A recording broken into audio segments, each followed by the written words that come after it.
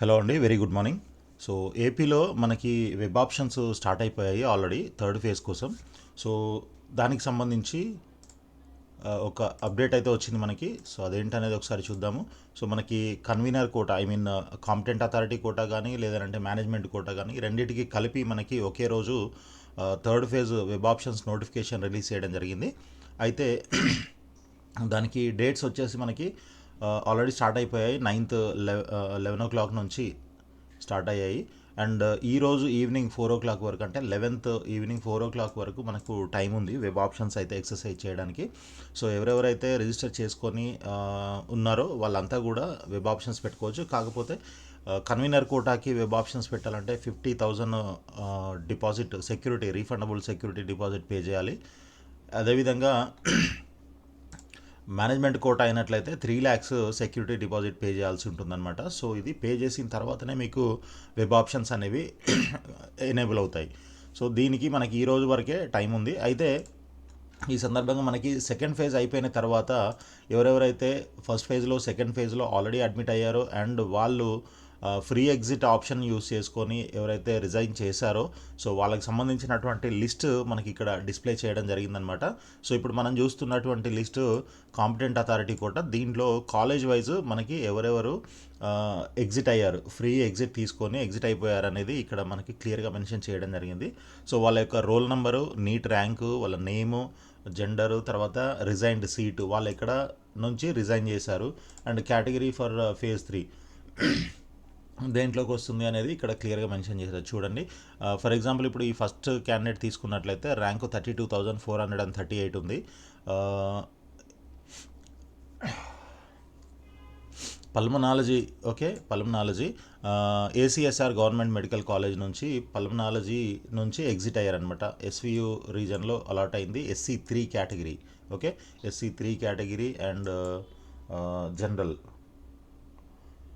So ఈ candidate అంటే మనకి ఇక్కడ ఈ గవర్నమెంట్ కాలేజ్ నుంచి, ఏసీఎస్ఆర్ గవర్నమెంట్ కాలేజ్ నెల్లూరు నుంచి 1 2 3 4 5 మెంబర్స్ ఎగ్జిట్ అయ్యారు.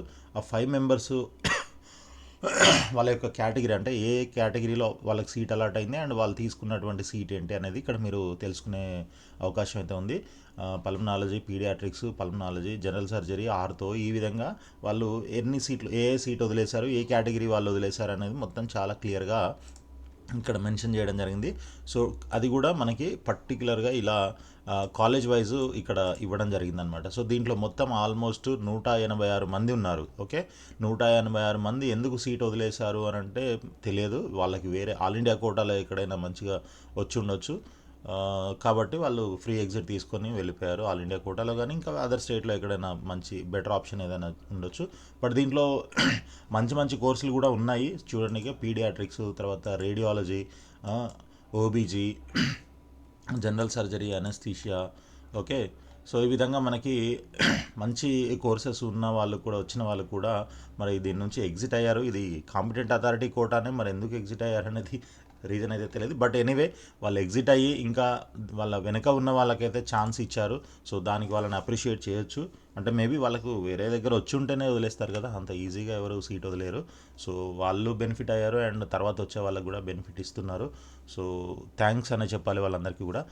నెక్స్ట్ వచ్చేసి మనకి ఇదంతా కూడా ఇప్పుడు మనం చూసిన లిస్టు. ఈ లిస్ట్లో ఎంతమంది, 186 మంది, 186 మెంబర్స్ ఉన్నారు.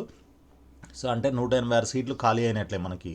ఓకే, సో సెకండ్ రౌండ్ తర్వాత ఎన్ని సీట్లు ఖాళీగా ఉన్నాయో వాటితో పాటు ఇవి కూడా మనకి కొత్తగా ఖాళీ అయినట్లే అనమాట.